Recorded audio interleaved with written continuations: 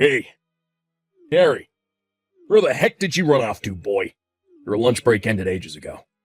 You have no right to slack off. You do well to remember you're nothing but a filthy temp worker at this company. If it were up to me, you'd be working straight through your lunch break, you damn moron. Hey, Dick. I'm out doing door-to-door sales with Greg, the sales manager today. Huh? With Greg? Thought it was weird when I couldn't find him, telling me he's with you. He's away picking up the car from the mechanics right now, but I can pass on a message if you want to leave one with me. I ain't got jack to say to you, boy. Damn it, I'm pissed. I thought I was going to be able to force you to do all my work without that loudmouth Greg around. I can't freaking believe you're out doing the rounds with him.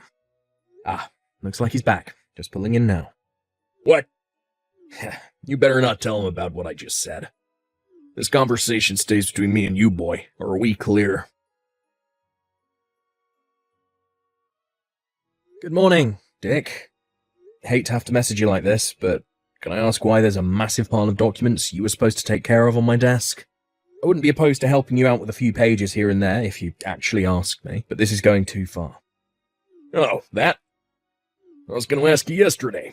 You went straight home after your sales calls and I didn't get a chance. I couldn't be bothered to message you, so I just left them piled up on your desk. I see. Anyway, where are you today? Me? It's my day off today. Oh. You better make sure you take care of every last file on that desk for me, boy. I want to see the neatest, tidiest looking pile of completed documents on my desk when I get back to that office. Sorry, but I can't do this work. Huh? That goes for now and from now on, too. But I won't be doing your work anymore. Dick, not even if you try forcing it on me. So you might as well save us both the trouble and not even bother trying. What? You dare defy my orders? Sorry, manager's calling me. Gotta go. No, wait. No, I really gotta go. But the deadline on that stuff is today.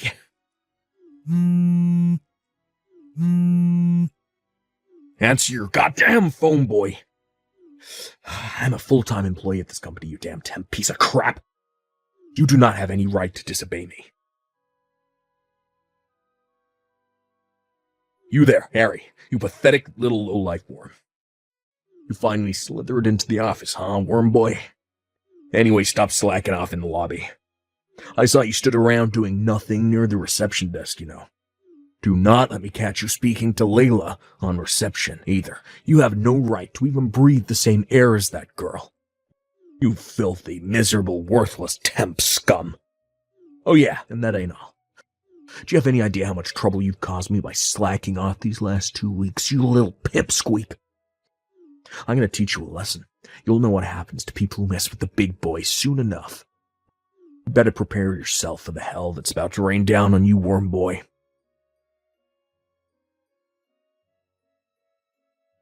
How'd you like that for a kick, pipsqueak? Bet it hurt, didn't it? You know what? Kinda reminded me of my old high school days, back when I used to flush nerds like you's heads down the toilet.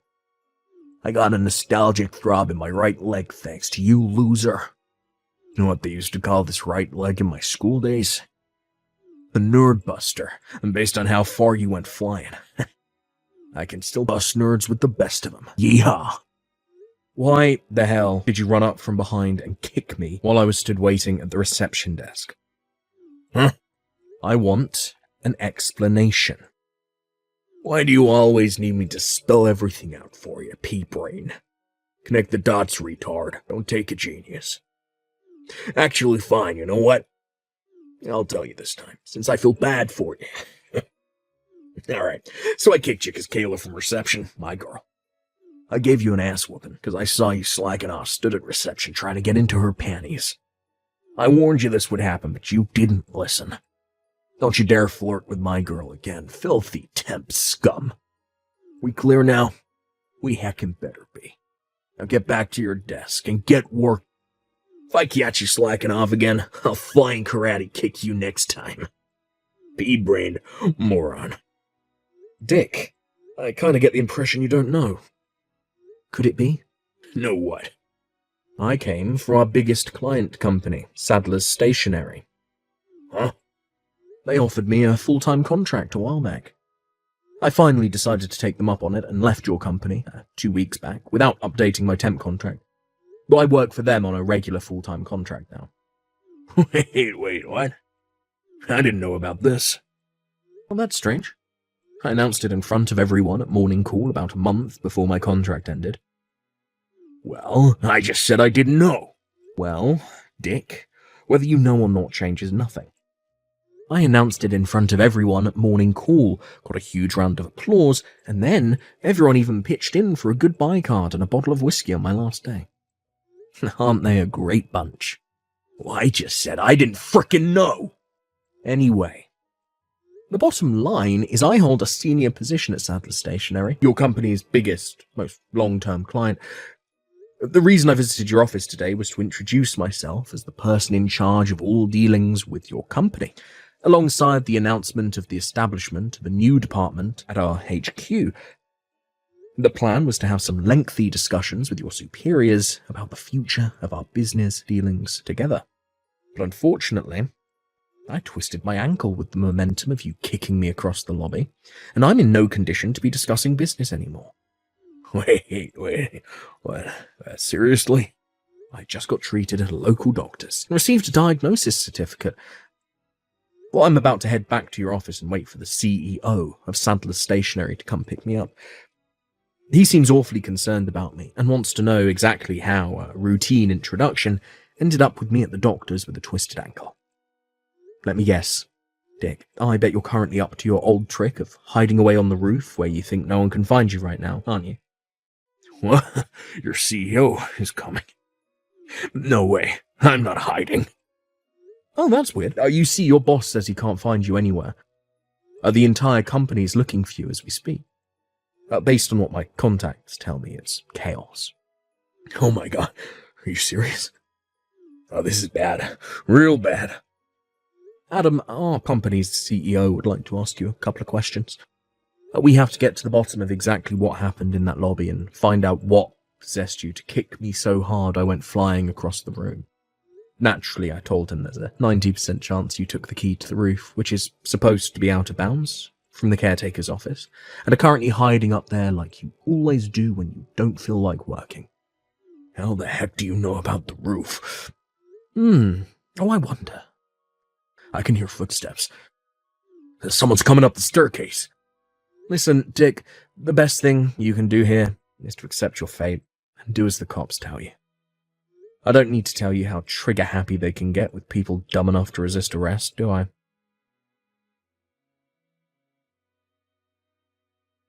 Goddamn you.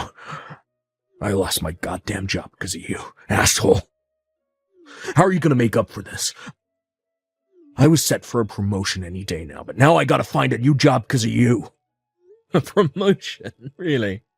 You, Dick, of all people. A promotion? Greg from sales was talking about quitting. Who else would they pick to fill his shoes?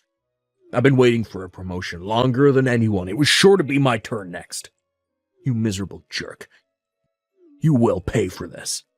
I hate to be the one to have to break this to you, but they decided on someone else before they'd even fired you. Huh? Also, you didn't just get fired for the whole thing with you kicking me across the lobby. There were other reasons. What? You slacked off all year round while palming off your work responsibilities onto me and your other unfortunate co-workers, right? Surely you didn't think the higher-ups wouldn't notice. Oh, and not to mention your borderline stalking of your crush. Apparently you followed her home every night after she rejected your offer for a beer after work. What's more, she said she keeps seeing some weirdo crouched in the bushes opposite her street, holding a pair of binoculars matching your description. You're talking about my Kayla from reception? I don't know what gives you the right to go poking your nose into my love life, but let me tell you this. You're dead wrong.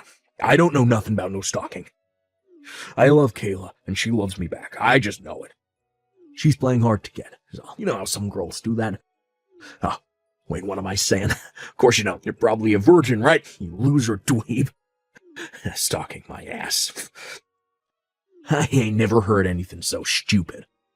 You do know Kayla's engaged, right? Huh? Wait, what? Kayla's engaged? Not only that, but she has 2 children. You're lying. No, my girl wouldn't do this to me. Seriously? My Kayla, a housewife with 2 kids.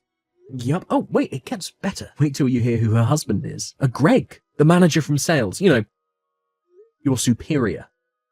What? They have the same surname, right? You never thought that was weird? Huh? Oh my god, you're right. I never noticed. Oh, yeah, that reminds me. I figure I should make this as clear as humanely possible to you, since you probably weren't listening when it got announced during morning call, just like you weren't that time with me. But the reason Greg is resigning is because he's moving to Sadler's Stationery, which means me and him are going to be working at the same company real soon. What? His reason for leaving is pretty much exactly the same as mine. The whole thing took a little longer for him since they had to find replacements to take over his clients. But he'll be working at Sadler's Stationery, here with me from the start of next month. I can't believe this is happening. Sadler's Stationery is well known for paying salaries way above the industry average, treating its employees really well. This ain't fair. You pair of traitors. You have any decency in you, you'll speak to the bigwigs. Get me a job there by way of apology for your despicable behavior. It looks like the recruitment process for the mid-career slots is over for the year now, so you'll have to wait till more job openings are available. Sorry. That's not what I meant. I mean, get me a job by calling in a favor or 2. Well, it's funny you should say that. Well, speaking of pulling in favors, you got your job there through a good word from your uncle who works as head of human resources, right? How'd you know that? Anyway, so what if I did? I heard some of the responsibility for your violent outburst in the lobby got pinned on him, and he got demoted. What? I'm not saying it's necessarily always a bad thing for people to get jobs through personal connections, and if we're honest, that's just how the world works. But in your case, you used your uncle's influence within the company, and the fact that he protected you whenever anyone questioned your behavior as an excuse to do whatever the hell you wanted, and treat everyone like crap. This is what you get for abusing and taking advantage of his trust and good nature. You deserve everything you got. Goddamn you. Anyway, think about it. There's no way what you're asking for would ever happen. Surely you don't actually think Sadler's Stationery are the kind of company to employ people with proven track records of violent outbursts against its employees? I wouldn't put in a good word for you if you paid me $1 million. Then what the hell am I supposed to do? I just got fired, moron. Do you even understand how serious my situation is right now? I'd say I've got a pretty good idea, actually. I'm pleased you at least realize how deep in the shit you are. My advice? Start job hunting soon. Don't you think it's a little weird that of all the people in the world, I'm the one you're asking for help? Job hunting is such a pain in the ass.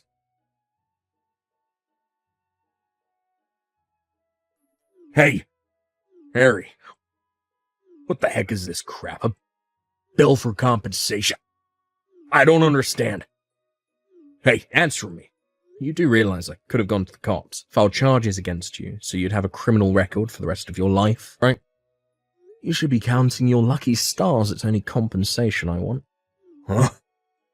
Your old company managed to beg my bosses not to terminate their contract after your outburst, so fortunately for them, it's business as usual. As for me personally, excluding yourself, I got on with everyone at that company, like a house on fire, and I'm super grateful for all they did for me during my time there. So I have no intention of dragging them through the media shitstorm that would inevitably ensue if I press charges.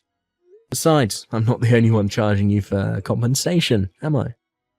I know Kayla from reception definitely is, because we went to see the lawyer together. Then there's the 2 guys from accounts who are currently working on putting together files containing, all your abusive messages. What?